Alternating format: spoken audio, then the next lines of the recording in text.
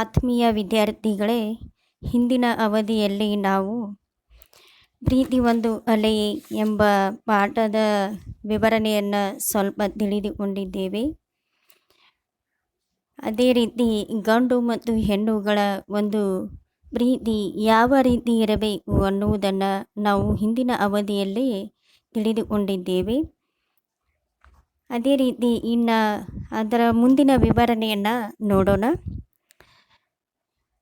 ಗಂಡು ಮಕ್ಕಳಿಗೆ ಹೆಣ್ಣು ಮಕ್ಕಳು ಯಾವ ರೀತಿ ಆಕರ್ಷಕರಾಗುತ್ತಾರೆ, ಅಥವಾ ಹೆಣ್ಣು ಮಕ್ಕಳಿಗೆ ಗಂಡು ಮಕ್ಕಳು ಯಾವ ತೆರನಾಗಿ ಇರಬೇಕು, ಇವತ್ತಿನ ಒಂದು ಯುಗದಲ್ಲಿ ಯಾರನ್ನು ಹೇಗೆ ಇಷ್ಟಪಡಬೇಕು ಅಥವಾ ಯಾರನ್ನು ಪಡಬಾರದು ಅನ್ನುವುದನ್ನು ನಮ್ಮ ಯುವ ಜನಾಂಗಕ್ಕೆ ತಿಳಿಸಿಕೊಡುವಂಥ ಒಂದು ಪ್ರಯತ್ನ ನಡೆದಿದೆ.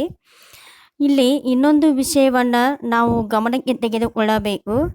ಅಂದರೆ ಪ್ರೀತಿ ಅಂದ ತಕ್ಷಣ ಯಾರು ನಮ್ಮನ್ನು ನೋಡುತ್ತಾರೋ ಅಥವಾ ಪ್ರೀತಿಸುತ್ತಾರೋ ಅವರನ್ನು ನಾವು ಪ್ರೀತಿಸುವುದಲ್ಲ. ಹಾಗಾದರೆ ಏನು? ನಮಗೆ ಮತ್ತು ಅವರಿಗೆ ಸರಿಯಾದಂತಹ ಹೊಂದಾಣಿಕೆ ಆಗಬೇಕು. ಸರಿಯಾದ ರೀತಿಯಲ್ಲಿ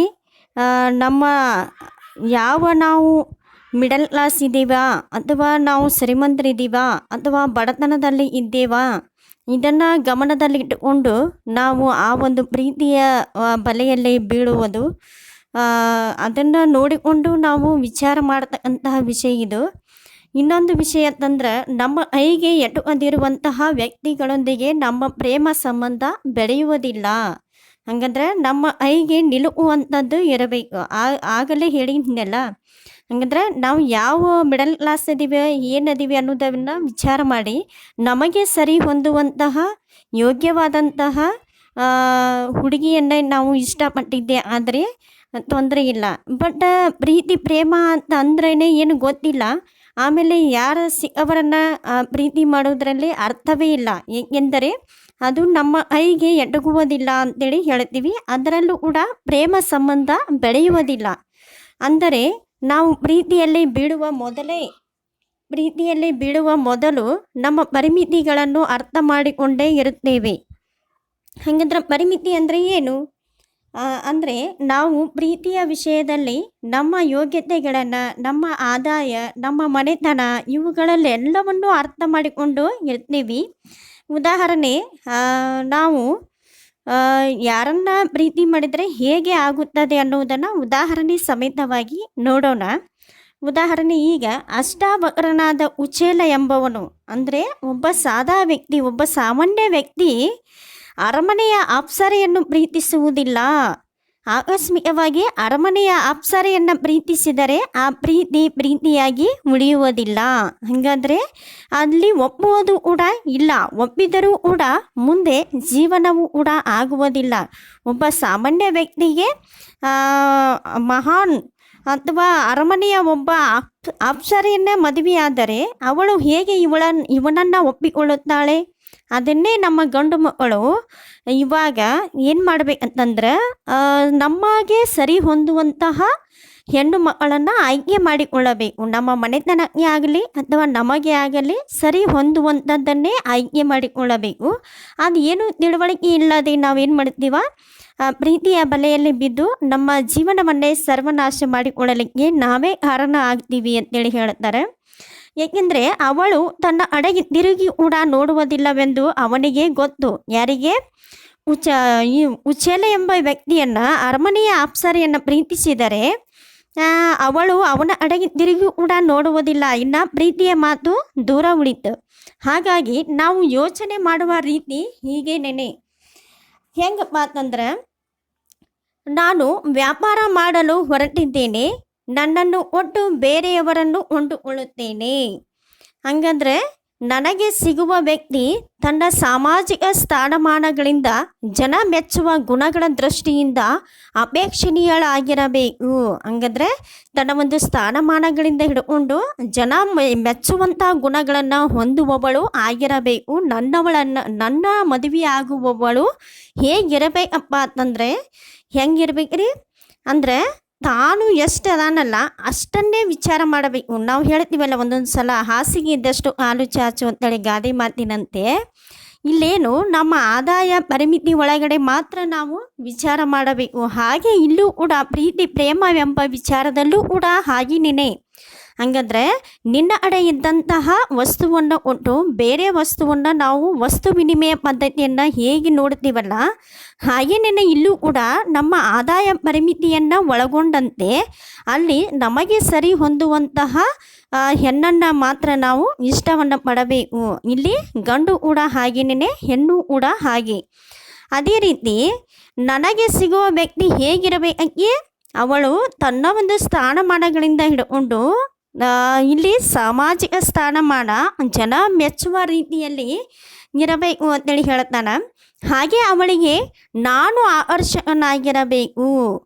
ಆಕರ್ಷಕನಾಗಿರಬೇಕಾದರೆ ನನ್ನ ಇರುವ ಎಲ್ಲ ಬಂಡವಾಳವನ್ನೆಲ್ಲ ಅವಳಿಗೆ ಗೊತ್ತಾಗಬೇಕು. ತನ್ನ ಆದಾಯ ಪರಿಮಿತಿ, ತನ್ನ ಸ್ಥಾನಮಾನ ಎಲ್ಲವೂ ಕೂಡ ಅವಳಿಗೆ ಗೊತ್ತಾಗಬೇಕು. ಅಂದರೆ ನನ್ನೆಲ್ಲ ಗುಣಗಳನ್ನು ನಾನು ಪ್ರದರ್ಶನ ಮಾಡಬೇಕು. ನನ್ನಿಂದ ಸಾಧ್ಯವಾದಷ್ಟು ಸುಂದರ ಹಕ್ಕಿಯನ್ನು ಮರಳು ಮಾಡಬೇಕು ಅಂತೇಳಿ ಹೇಳ್ತಾನೆ. ಹಾಗೆಯೇ ಒಬ್ಬ ಪುರುಷನಾದವನು ತನ್ನ ಗುಣಕ್ಕೆ ಸರಿ ಹೊಂದುವಂತಹ ಸಾಮಾಜಿಕ ಸ್ಥಾನಮಾನಗಳನ್ನು ಹೊಂದಿರುವಂತಹ, ಅದೇ ಸಮಾಜಕ್ಕೆ ಹಿಡಿಸುವಂತಹ ಗುಣಗಳನ್ನು ಹೊಂದಿರುವಂತಹ ಆ ಒಂದು ಹೆಣ್ಣನ್ನು ನಾನು ಬಲೆಗೆ ಬೀಳಿಸಿಕೊಳ್ಳಬೇಕು, ಅಥವಾ ಸಾಧ್ಯವಾದಷ್ಟು ಆ ಸುಂದರ ಎಂಬ ಹಕ್ಕಿಯನ್ನು ನಾನು ಮರಳು ಮಾಡಬೇಕು ಅಂತೇಳಿ ಹೇಳ್ತಾನೆ. ಅಂದರೆ ಸುಂದರವಾದ ಹಕ್ಕಿ ಅಂತಂದರೆ ಇಲ್ಲಿ ಒಂದು ಹೆಣ್ಣು ಮಗಳು ಅಥವಾ ಹುಡುಗಿ ಎಂದರ್ಥ ಅಂತೇಳಿ ಹೇಳ್ತೀವಿ. ಹೀಗೆ ಇಬ್ಬರು ವ್ಯಕ್ತಿಗಳು ಪ್ರೀತಿಸತೊಡಗುವುದೆಂದರೆ ವಿನಿಮಯ ವಸ್ತುವಾಗಿ ಸ್ವತಃ ತಮ್ಮ ಪರಿಮಿತಿಗಳನ್ನು ಗಮನದಲ್ಲಿಟ್ಟುಕೊಂಡು ಹುಡುಕಿದಾಗ, ಏನ್ರಿ, ತಮ್ಮ ಒಂದು ವಿನಿಮಯ ವಸ್ತುವಾಗಿ ಸ್ವತಃ ತಮ್ಮ ಪರಿಮಿತಿಗಳನ್ನು ಗಮನದಲ್ಲಿಟ್ಟುಕೊಂಡು ಹುಡುಕಿದಾಗ ತಮ್ಮ ಇತಿಮಿತಿಗಳನ್ನು ಅರಿತು ಬಾಳು ಅಂತೇಳಿ ಹೇಳುತ್ತಾರೆ. ಹಾಗೇನೇ ಇಲ್ಲಿ ಜೀವನದಲ್ಲೂ ಕೂಡ ಜೀವನ ಸಂಗಾತಿಯನ್ನು ಆಯ್ಕೆ ಮಾಡುವ ಒಂದು ಸಂದರ್ಭದಲ್ಲೂ ಕೂಡ ನಾವು ಏನು ಮಾಡ್ಬೇಕ್ರಿ, ನಮ್ಮ ಇತಿಮಿತಿಗಳನ್ನು ಗಮನದಲ್ಲಿಟ್ಟುಕೊಂಡು ಹುಡುಕಿದಾಗ ಸಿಗಬಹುದಾದ ಅತ್ಯುತ್ತಮ ವಸ್ತು ತಮಗೆ ಸಿಕ್ಕಿದೆ ಎನ್ನಿಸಿದಾಗ, ಎಷ್ಟೋ ಸಲ ಹಾಲಿ ನಿವೇಶನಗಳ ವ್ಯಾಪಾರದಲ್ಲಿ ಆಗುವಂತೆ ವ್ಯಕ್ತಿಯ ಹಾಲಿ ಯೋಗ್ಯತೆಗಿಂತ ಅವನು ಮುಂದೆ ಪಡೆಯಬಹುದಾದ ಸ್ಥಾನಮಾನಗಳೇ ಹೆಚ್ಚು ಮುಖ್ಯವಾಗಿರುತ್ತವೆ. ಹಂಗಂದ್ರೆ ಉದಾಹರಣೆಗೆ ನಾವು ನೋಡೋಣ, ಹಾಲಿ ಯೋಗ್ಯತೆಗಿಂತ ಅಂದರೆ ಈ ಪ್ರಸ್ತುತವಾಗಿ ಇರುವುದಕ್ಕಿಂತ ಹೆಚ್ಚು ಮುಂದೆ ನಮ್ಮ ಜೀವನದಲ್ಲಿ ಏನೇನು ಅದಾವ ಅಥವಾ ನಮ್ಮ ಜೀವನ ಮಾಡಲಿಕ್ಕೆ ನಾವು ಯೋಗ್ಯರದಿವ ಅನ್ನುವುದನ್ನು ನಾವು ಪತ್ತೆ ಹಚ್ಚಬೇಕು. ಮೊದಲು ಉದಾಹರಣೆ, ಒಬ್ಬ ಡಾಕ್ಟರ್ ಪರೀಕ್ಷೆಯ ಕೊನೆಯ ವರ್ಷದಲ್ಲಿ ಫೇಲಾಗುತ್ತಾನೆ. ಫೇಲಾದರೂ ಕೂಡ ಏನ್ರಿ, ಒಬ್ಬ ಡಾಕ್ಟರ ಪರೀಕ್ಷೆಯ ಕೊನೆಯ ವರ್ಷದಲ್ಲಿ ಫೇಲಾಗಿರುವಂತಹ ಒಂದು ಗಂಡು ಮಗು ಕಾಲೇಜಿನಲ್ಲಿ ಅಧ್ಯಾಪಕನಾಗಿರುವವರಿಗಿಂತ ಉತ್ತಮ ಎಂದ ಹಾಗೆ. ಹಾಗಂದ್ರೆ ನಾವು ಇಲ್ಲಿ ಕಾಲೇಜಿನಲ್ಲಿ ಪ್ರಾಧ್ಯಾಪಕರಾಗಿ ಕೆಲಸ ಮಾಡ್ತೀವಲ್ಲ, ಹಾಗಂದ್ರೆ ಟೀಚರಾಗಿ ಕೆಲಸ ಮಾಡೋದಕ್ಕಿಂತ ಕಾಲೇಜಲ್ಲಿ ಒಬ್ಬ ಡಾಕ್ಟರ್ ಕೋರ್ಸ್ ಕಲಿತು ಆತ ಲಾಸ್ಟ್ ಇಯರ್ ಎಕ್ಸಾಮ್ನಲ್ಲಿ ಫೇಲ್ ಆದರೂ ಕೂಡ ಒಬ್ಬ ಅಧ್ಯಾಪಕನಿಗಿಂತ ಶ್ರೇಷ್ಠನೆನಿಸಿಕೊಳ್ಳುತ್ತಾನೆ. ಇದು ಹೇಗೆ ಸ್ವಲ್ಪ ವಿಚಾರ ಮಾಡಬೇಕಾದಂಥದ್ದು. ಹಾಗಂದ್ರೆ ಒಬ್ಬ ಡಾಕ್ಟರ್ ಕೋರ್ಸ್ ಕಲಿತಾ ಇದ್ದಾನೆ ಅಂತಂದ್ರೆ 4-5 ವರ್ಷಗಳ ಪೂರೈಸಿದ ನಂತರ 5ನೇ ವರ್ಷ 6ನೇ ವರ್ಷ ಆತ ಲಾಸ್ಟ್ ಇಯರ್ ಫೇಲ್ ಆದ್ರೂ ಕೂಡ ಆತನ ವ್ಯಾಪಾರದ ಮನೋಭಾವ ಇಲ್ಲಿ ವ್ಯಕ್ತವಾಗುತ್ತದೆ ನೋಡ್ರಿ.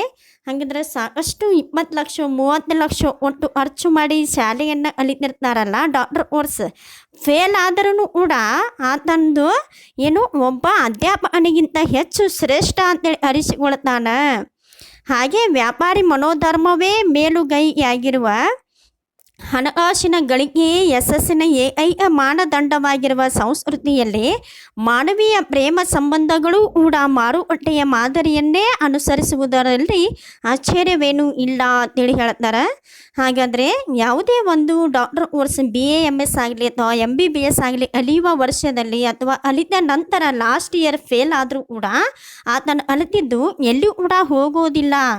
ಹಾಗಾದರೆ ಇಲ್ಲಿ ನೋಡ್ರಿ ಎಷ್ಟೋ ಖರ್ಚು ಮಾಡಿ ಕಲ್ತಿರ್ತಾರೆ ಅವರು, ಅದನ್ನು ಅದೇ ಒಂದು ಇದನ್ನು ಆಗದೈತೆ ಅಂತೇಳಿ ಹೇಳ್ತಾರೆ ಅವರು.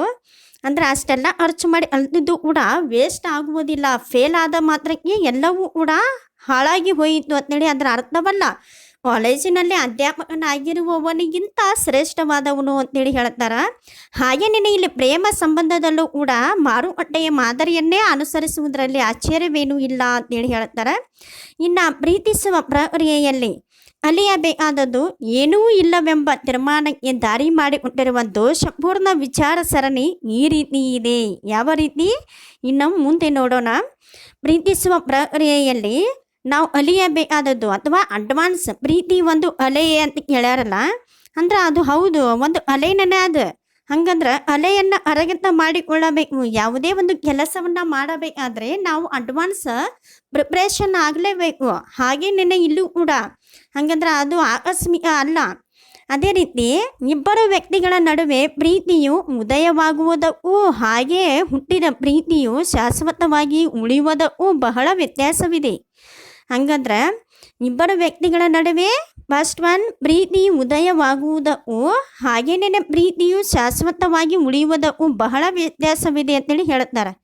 ಉದಾಹರಣೆ ಹೇಳಬೇಕಂದ್ರೆ ಇಲ್ಲಿ ನಾವು ಮೊದಲಿನ ಒಂದು ಅವಧಿಯಲ್ಲಿ ನೋಡಿದ್ದೀವಲ್ಲ, ರೊಮ್ಯಾಂಟಿಕ್ ಎಂಬ ಪದವನ್ನು ನಾವು ನೋಡುವುದಾದರೆ ಇಲ್ಲಿ ಮದುವೆಗಿಂತ ಮುಂಚಿನೇ ಅಡ್ವಾನ್ಸನ್ನೇ ನಾವು ರೊಮ್ಯಾಂಟಿಕ್ನಲ್ಲಿ ಪಾಲುದಾರರಾಗಿ ನಾವು ಮದುವೆಯ ಒಂದು ಮಟ್ಟಕ್ಕೆ ಬರುವುದರೊಳಗೆ ನಮ್ಮ ಪ್ರೀತಿ ಸಹಜವಾಗಿ ಮುರಿದು ಬೀಳುತ್ತದೆ.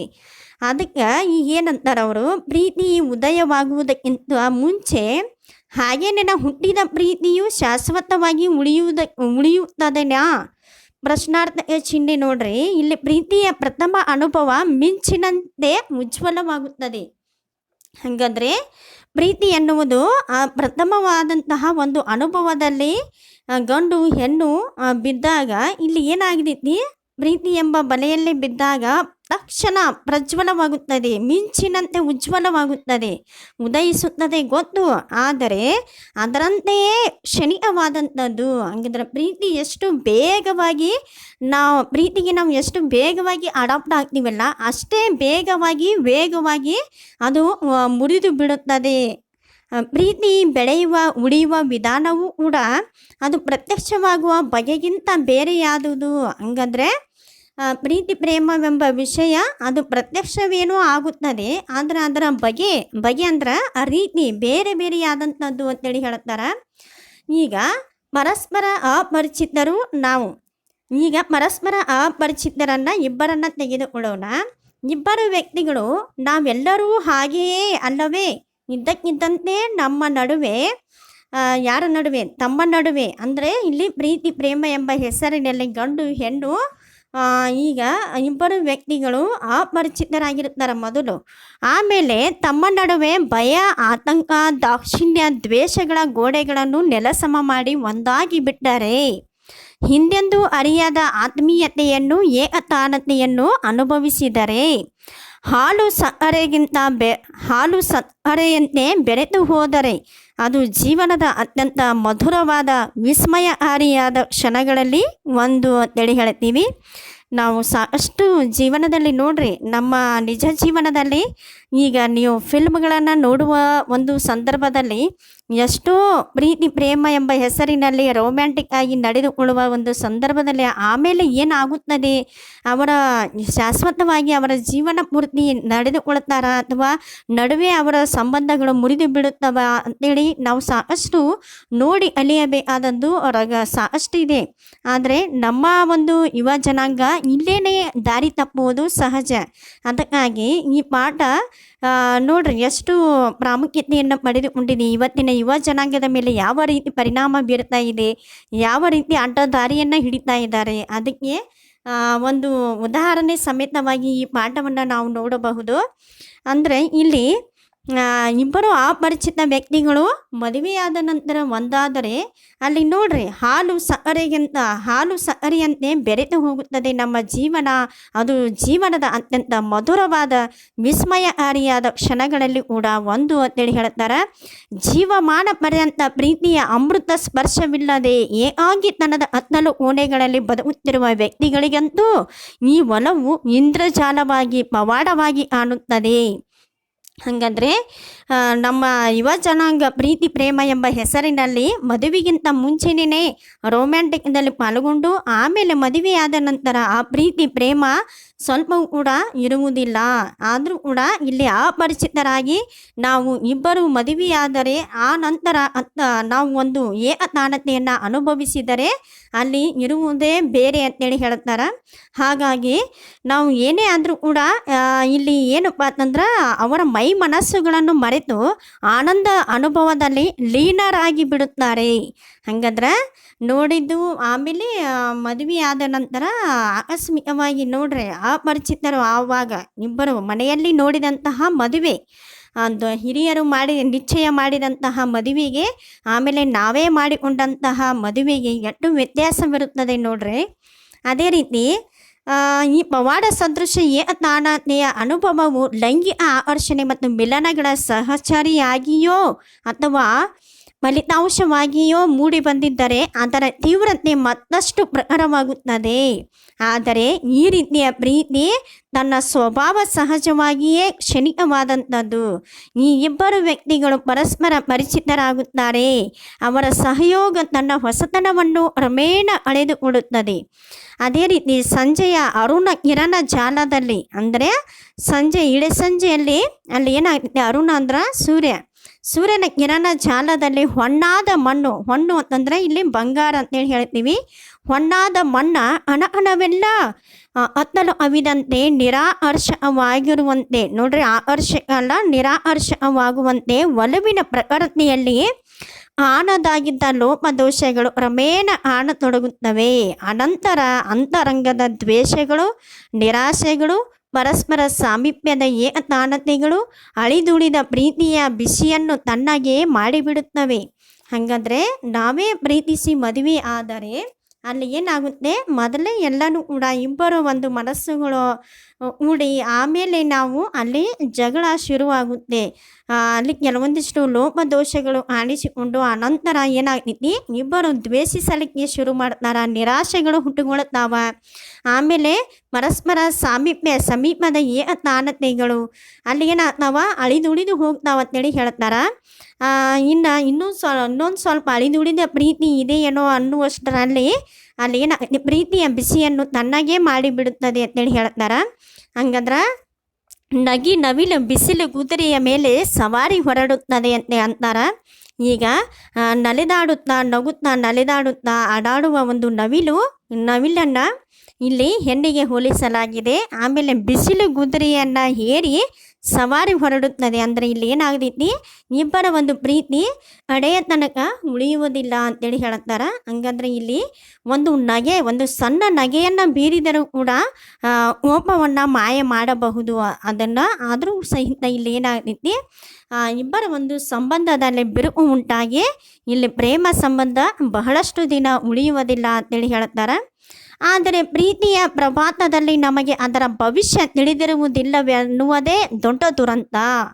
ಹಾಗಂದ್ರೆ ಪ್ರೀತಿಯ ವಿಷಯದಲ್ಲಿ ನಮಗೆ ಅದರ ಭವಿಷ್ಯ ಮುಂದೆ ಹೇಗೆ, ಈಗ ಪ್ರೀತಿಯ ಮಾಡುವುದರಲ್ಲಿ ಏನೋ ಚಲೋ ಅನ್ನಿಸ್ತದೆ, ಆದರೆ ಏನು ಮುಂದೆ ಭವಿಷ್ಯದಲ್ಲಿ ನಾವು ಉನ್ನತ ಮಟ್ಟದಲ್ಲಿ ಹೋಗಬೇಕಲ್ಲ, ನಮ್ಮ ಜೀವನ ಸುಸೂತ್ರವಾಗಿ ಜೀವನ ಪರ್ಯಂತ ನಡೆಯಬೇಕಲ್ಲ, ಅದೇ ನಮಗೆ ತಿಳಿಯುವುದಿಲ್ಲ, ನಮ್ಮ ಭವಿಷ್ಯ ತಿಳಿದಿರುವುದಿಲ್ಲವೆನ್ನುವುದೇ ಒಂದು ದೊಡ್ಡ ದುರಂತ.